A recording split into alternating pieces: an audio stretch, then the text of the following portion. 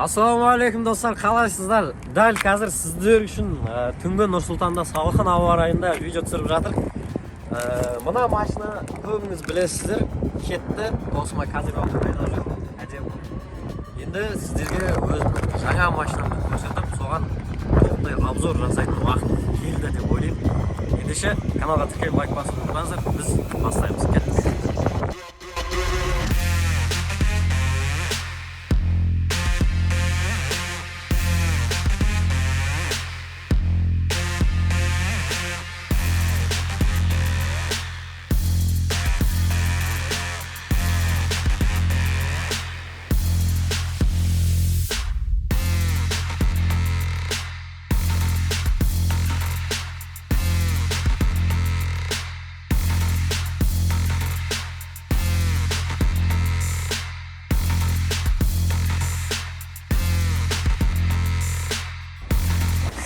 Ассалаумағалейкум достар, қалайсыздар? Короче, и бүгін біздің каналда наконец машинаға толық обзорды бастаймыз. Каналға тіркеліп лайк басып ұмытпаңыздар и кеттік.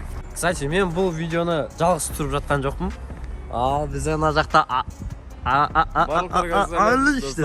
біздің оператор жігіттер дәл қазір Нұрик екеуі мына машинаға обзор жасады. Мынау бізде қандай машина деп ойлайсыздар? Бізде Dodge. Дәл қазір Нұриктің каналына өтіп көрсеңіздер болады, сол жақта бұйыртса шығады. Ал біз өзіміздің обзорды жалғастырамыз. Ең алдымен машинаға толықтай видео обзорды көріп шығыңыздар и ары қарай уже скучный сөздерімізді айтуды бастаймыз. Кеттік.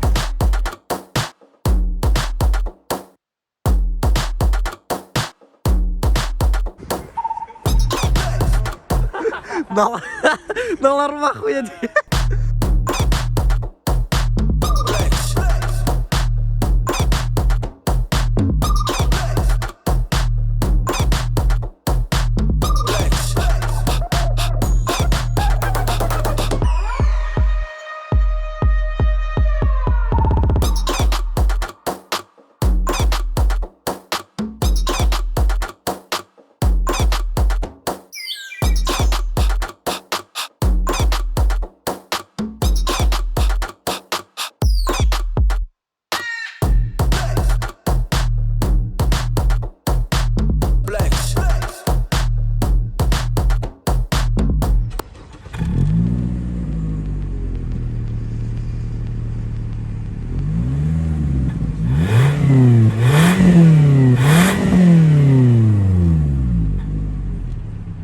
Париматч 2020 және 2021 жылдың Қазақстандық жыл таңдауы бойынша бірінші орындағы онлайн букмекерлік.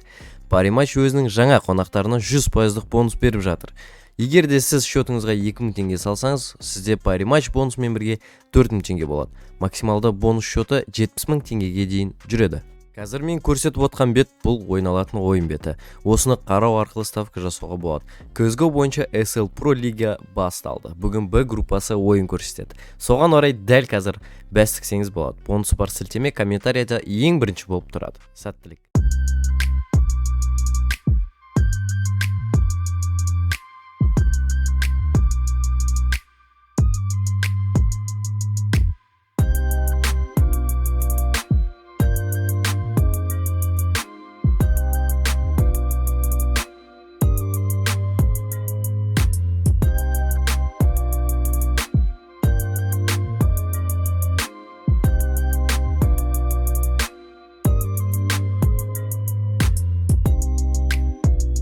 Ал, видео обзорды көріп болсаңыздар, уже сөзбен түсіндіретін видеомызды бастайық. Ең алдымен давайте машинаның алдыңғы бөлігіне бастайық. Бұл бізде Camry 50-ші кузовтағы автокөлік, жылы 2018. Жалпы бұл жерде 181 аттың күші бар, объемы 2.5. Алай бұл Camry 50-ші кузов, бұл 55 емес па деп түсінбей жатқан жігіттерге, негізі бұның кузовы 50-55 деп ол тек қана өзіміздің халықтың ішінде айтылып кеткен сөз. На самом деле бұл 50-ші кузовтың рестайлингі, яғни екінші рестайлинг. Рестайлинг дегеніміз ол заводтан жаңа түр алып өзгертіліп шыққан түрін айтады рестайлингті. Ендеше алдыңғы бөлігінен бастай берейік біздің видео обзорды. Давайте фарадан бастайық. Мынау бізде кәдімгі обычный фара. Бұл бізде мына жерде хрустальный оптика тұр, ал біздің 2018-дің рестайлингіне двойной хрустальный оптика тұрады. Мынау подфарник, мынау бізде дальний және де маркат етуге. Ал мынау не десеңіздер, бұл бізде фарды жуатын. Ал мынау бізде парктрониктар, мынау бізде поворотник. Бізде противотуманка, яғни бампердегі біздің свет. Арамызда әлі мына капоттың үстінде тұрған қара заттың не екенін білмейтіндер бар. Бұл бізде мухобойка деп аталады, яғни тігінен келе жатқандағы мына капотқа осындай шыбын шіркейлердің жабысып қалуынан қорғайтын мухобойка деп аталатын зат. Ал мынау бізде обычный решетка. Бұл бізде мынандай үсті және де асты хромированный болып жасалған.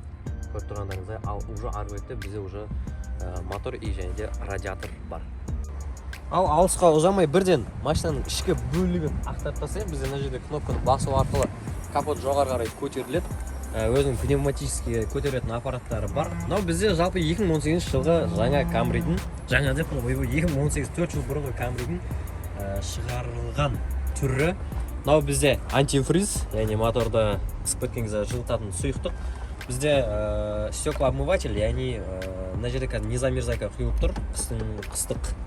Бізде сол моторның майы и және де варта атты аккумулятор, ана жерде тормозной жидкость и бір жақсы жері бұда бізде гурдың майы жоқ, өйткені бұл бізде электроприводты руль бізде за счет двигателя бұрылады, яғни бұл жақта гурға май құйып әуре болмайсың. Бұл жерде бәрі электро. Бана видеоның басында айта кеткендей, бұл бізде мотор 2.5 объемдық, яғни 181 аттың күші бар. Негізі ары қарай басқа да комплектациядағы Camry 55-терді алатын болсаңыздар, бұдан төмен 2 объемдық бар и және де 3.5 объемдық Camry'лар бар. Ал машинаның дискілеріне келетін болсақ, бізде мына жерде Yokohama атты производительдің шиналар тұр. Бұл бізде қазір зимний баллон салынып тұр. Жалпы көлемі R18, высота бізде 235-45. Оны түсінетіндер өзі түсінеді. Бір минусы бізде шинада давление жоқ. Яғни бұл бізде давлениесін білмейсіздер, оның бәрі ручной шина монтажкада түсіресіздер. И бір плюсы шинаның ішінде камер жоқ. Яғни қазіргі көптен шығарылатын машиналардың бәрі шинаның ішінде без камер шығарылады. Ал енді біз машинаның ортаңғы бөлігіне келетін болсақ, бізде ручкаларында, яғни кілтсіз ашылатын датчик бар. Яғни просто на жерге қол жақындайды и бұл бізде автомат. Азлай қаламыз? Сымсыз доступ деп айта берші. Сымсыз доступ дейм ба? Бесконтактный доступ дейсің. Жазғыш переводчикқа. Ал енді машинаның ортаңғы бөлігіне келетін болсақ, бізде есіктің тұтқалары хромированный болып жасалған. Бізде және де мына жерде датчик бар. Не датчик десеңіздер, бұл бізде кілт жақындатылған кезде кілтті баспайық бесконтактный ашылатын доступ. Көрдіңіздер ма? Қараңыздар, машинаны жабамыз, тоқтаймыз и міне кілт уже мына бетте тұр. Бұл ашылмайды, жақындайды, ашылады.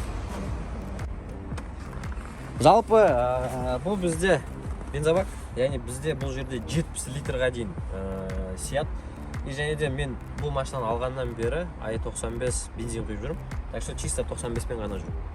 Машина туралы барлық ақпаратты беріп отырмын. Мынау ең басты ақпарат, бұл қандай комплектация екенін айтпаған екенбіз. Бұл бізде эксклюзив комплектация, яғни бұл бізде ең жоғары комплектациядан кейінгі перед последний тұратын комплектация. Ал енді ары қарай багажникқа келетін болсақ, мына жерде арнайы өзінің кнопкасымен ашылады, өте жеңіл ашылады.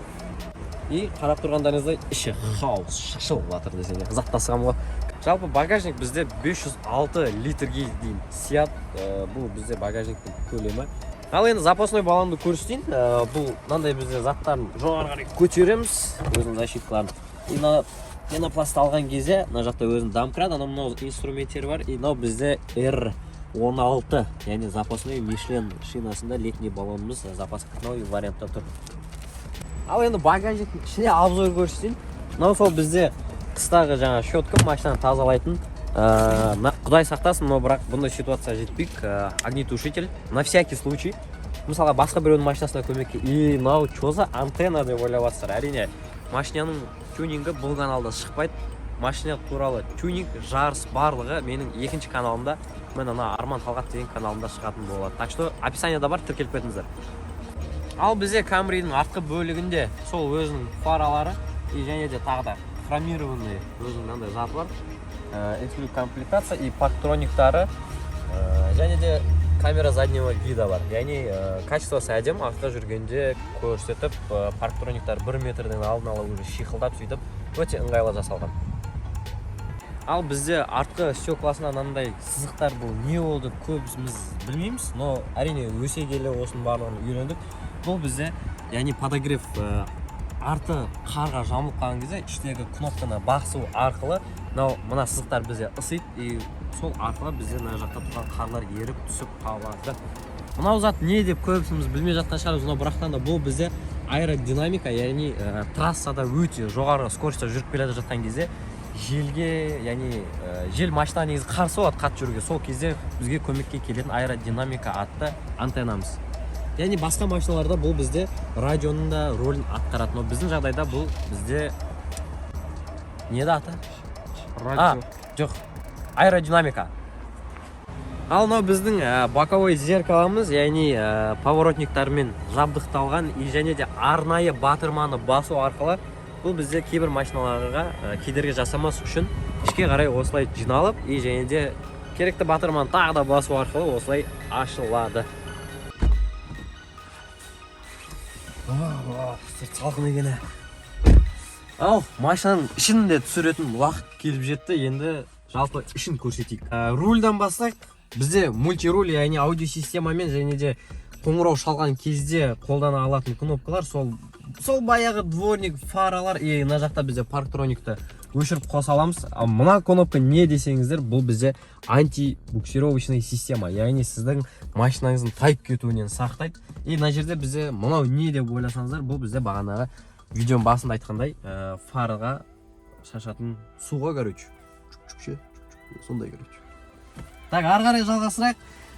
Біздің круиз контроль трассада өзіңізге керекті жылдамдықты қойып, сол газды баспай-ақ аяқты демалдырып қойып кете берсеңіздер болады. Әрине трассада қалада не советуеміз. Сол біздің баяғы аварийка и және де аяқта жаңағы медиа, но біздің мына жерде бортовой компьютер. Ең бастысы бізде мына жерде бесключевой доступ, яғни тормозды басып тұрасыздар и мына кнопканы басу арқылы, яғни push start деп айтылады. Машина бізде от алды, Toyota'ның эмблемасымен қарсы алды и біздің дәспіміз, яғни Арике полиграфиясында жасалған. Мінекей, мынау біздің бортовой компьютеріміз. Мына жақта кнопкаларды басу арқылы өзімізге керекті яркостьті қоя аламыз и және де мына жақта пробегті километр, мильмен ауыстырсақ та болады. Жалпы бұл машина Россияда жиналған біздің мультимедиа, яғни мультисистемамыз. Бұл жерде штаттық магнитол тұр, бұйыртса екінші каналда біз мынаны, яғни японский сборкадағы үлкен андроидқа ауыстырсақ па деген ой бар. Әрине машинаның тюнингінің барлығы, тағы да қайталап айтамын, екінші каналда шығады. Двойной климат контроль, яғни мысалға мен өзім отырып, маған мысалға 25 градус керек болса, өзіме 25, ал қасымдағы адам өзіне мысалға 22, мысалға мұздай. Так что бізде өзіне керектісін қолданады, бұл бізде двойной климат контроль. Және де фронт. Бұл бізде лобовойға кететін ауа, кондердан ыстық немесе салқын ауаны бірден лобовойға жібереді. AS дегеніміз кондиционер немесе ыстық ауа. Авто деген өз автоматически қояды, қай жерге қазір қою керек. Мысалға бізде қазір датчик асты салқын екенін сезді и бізде ауаның барлығын астына қарай жіберуде. Автоны өшіріп тастай саламыз. Ары қарай машинаны жауып тастайтын, яғни радиатор жауып тастайды, сырттағы улы газдарды ішке қарай жібермейді. Бұл бізде көбінесе не дейтін еді жаңағы машина көп уақыт часпик не деп айтатын еді? Пробка. Парковка. Пробкада тұрған кезде осыны қосып қойсыздар, алдағы машинаның газы ішке қарай кірмейді. Мынау келесі кнопка. Қандай кнопка? Яғни бұны басу арқылы біз екі боковой зеркаламен арттағы стекломызды қыздырамыз. Яғни қызу арқылы бізде бұна жерде лай, жаңағы қары тұрса соның барлығы еріп түсіп қалады. Мынау арқылы бізге керекті ауаны қай бағытта жіберетінімізді и және де вентилятордың көмегімен өзімізге керекті ауаны қойып аламыз. Мынау бізде дворникті қыздыратын и және де өшіретін. Ал бізде келесі құрылғы бұл біздің светті өлшейтін датчик, яғни мына жақта біз дальныйда авто режимге қойып қоямыз. Трассада кетіп бара жатқан кезде қарама-қарсы бағытта келе жатқан машинадан свет байқалатын болса, онда бізде бірден автоматты түрде датчикті өшіріп деппін ғой. Дальный. Дальныйды өшіріп машина өтіп кеткен кезде, пустой болған кезде тағы да датчиктің көмегімен дальний свет қосып, так что сондай нәрсе болады. Келесі аппарат бұл бізде датчик дождя, яғни жаңбыр немесе қар лобовойға түскен кезде, мынаны бізде автоға қою арқылы өзі сүртеді. Авто жоғары қарай екен бұл. Так, не дейміз? Сол артқы зеркало. Мына төбесін түсіресің, мынаны ашқан кезде свет жанады, о деп қарайсың, бітті. Мына жерде бізде SOS кнопкасы бар, осыны басу арқылы экстренный кнопка вызова дейді ғой, соған звондаймыз. Шамдарды қосатын, мына шам күйіп кеткен, бұйыртса екінші каналды ауыстырамыз. Әрине басу арқылы өзіңе жақсаң болады. Мына бізде көк свет, плюс машинаның астында бізде көк свет жанады, есікті ашқан кезде көк свет жанады. Білмеймін неге сонда, әйтеуір бізде чисто көкке жатып алған ғой. Так, коробка передачаға келейік ал. Оның жанындағы заттар бізде былайынан кнопкамен ашылады, и және былайынан жабылады. Мынау бізде бутылка қоятын. И бізде ең бастысы жігіттер AUX бар ғой, AUX, ей! USB бар, AUX бар, и және де прикуритель бар. Мына жақта тентебен анау салып қойсын, короче, болады. Мына жаққа сол заттарды қойсын. И және де мынау не десеңіздер, мына кнопканы басу арқылы бізде мынау беспроводной зарядчик. Мысалға телефон жоқ. Алиш телефон беріп тұр. Мына мысалға Алишердің телефоны iPhone 11. Бұл iPhone 11-де бізде бесконтактный, яғни зарядка бар. Мінекей, мына жерге қоямыз. Қарандар, заряд алып тұрған жоқ. Оранжевый жанды, яғни уже поток бар, и кетті, заряд кетті. Осылай. Мынаны басу арқылы, короче, өшіреміз. И қарандар қазір өшті. Все, рахмет, Алиш. Коробка передачаға оралайды. Сол парковка, задний, нейтралка D и және де S. Яғни спорт режим болғанда андай ғой бізде, типа типтроник сияқты өзің көрсетпайды. Мінекей қараңыздар. Бізде қазір 4-ші передачада тұр. Қазір оны мен былай артқа қимылдап бірге ауыстырамын. Осылай 1, там 2, 3. Бізде общий 6-ға дейін барады, яғни 6-ға шейін барады. Ал енді орындықтарға келетін болсақ, бізде қоңыр түстегі кожа көбінесе S-класстарда, яғни Mercedes-тің S-класстарында болатын салон. Бұл бізде заводтан бірден болса жасалған, мен бұны өзім жасатқан жоқпын. Артта бізде тоже осындай қоңыр түсті кожа, и және де бізде 2 кнопка, яғни стекланы көтеріп түсіретін, и және де подогрев сиденья. Енді мен жалпы айтқанда өте ыңғайлы отырмын.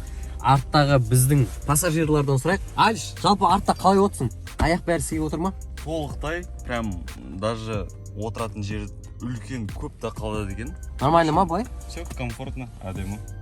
Жалпы бұл бізде бизнес классқа жататын болғандықтан, артыда алдыда бәрі удобно, и бізде сиденьенің бәрі электроприводта салынған, артқа бәрі электро, короче.